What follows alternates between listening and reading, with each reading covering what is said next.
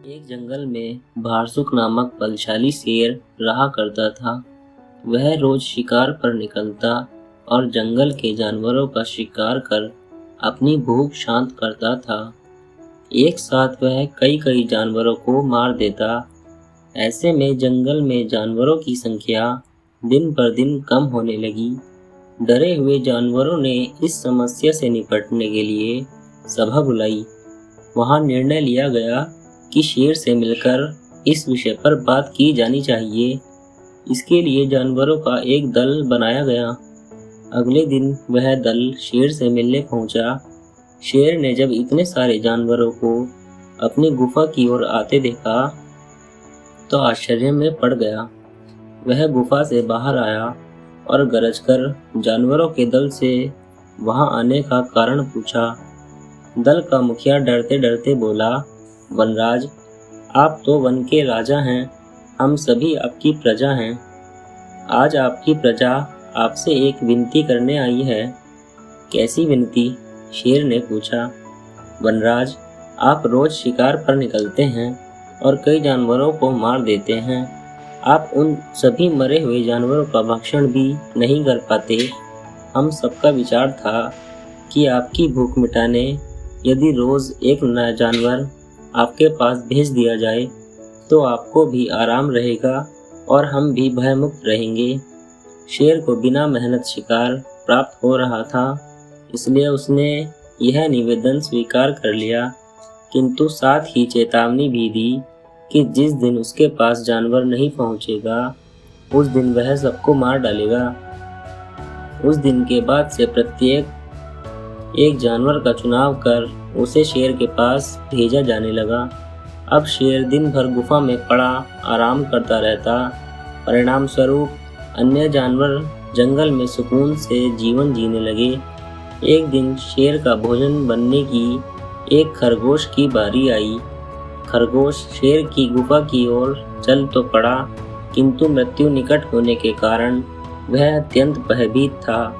वह धीरे धीरे कदम बढ़ाता हुआ चला जा रहा था, साथ ही किसी तरह अपने प्राण बचाने का उपाय भी सोचता जा रहा था। चलते चलते रास्ते में एक कुआं पड़ा। कुएं के पास जाकर जब खरगोश ने उसमें झांका तो उसे अपनी परछाई दिखाई पड़ी। उसी क्षण खरगोश को अपनी जान बचाने का एक उपाय सूझ गया।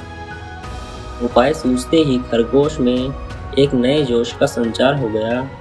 उसे शेर के पास जाने की कोई जल्दी नहीं थी। कुछ देर कुएं के पास आराम करने के बाद वह शेर के पास पहुंचा। इधर भूखा शेर अपने भोजन के आने में हो रही देरी से क्रोध में लाल पीला हुआ जा रहा था। जैसे ही उसने एक पिद्दी से खरगोश को देखा, उसका क्रोध और बढ़ गया।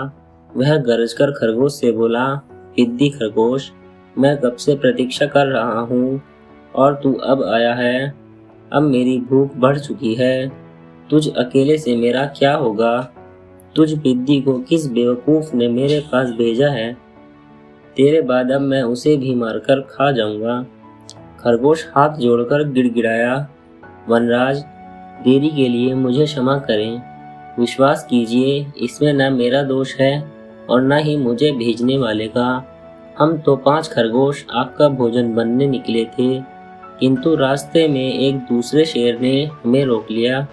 जब हमने उसे बताया कि हम अपने राजा का भोजन बनने जा रहे हैं तो वह 4 खरगोश को मारकर खा गया और मुझे आपके पास यह संदेश देने भेजा कि अब से वह जंगल का राजा है। ऐसा कहा उसने। शेर गुस्से में दहाड़ा, जी वनराज, उसने आपको लड़ाई के लिए ललकारा है। उसने कहा है कि वह आपको मारकर इस जंगल में एक छत्र राज करेगा। ये सुनना था कि शेर गरजता हुआ बोला, मुझे अभी इसी समय उसके पास ले चल। मैं उसे बताता हूँ कि इस जंगल का राजा कौन है। आज तो उसकी खैर नहीं। खरगोश तुरंत तैयार हो गया और शेर को लेकर कुएं के पास आ गया। कुएं को दिखाते हुए वह बोला, वनराज, ये उस शेर का दुर्ग है। वह इसी दुर्ग में रहता है। आप दुर्ग के द्वार से उसे ललकारिए। शेर ने कुएं में झांक कर देखा तो उसे अपनी परछाई नजर आई। परछाई देखकर उसने सोचा कि वह अवश्य ही दूसरा शेर है और जोर से दहाड़ते हुए उसे ललकारने लगा। कुएं की दीवारों से टकराती आई अपनी ही दहाड़ की प्रतिध्वनि सुनकर और अपनी परछाई देखकर उसे लगा कि दूसरा शेर भी दहाड़ते हुए उसे ललकार रहा है।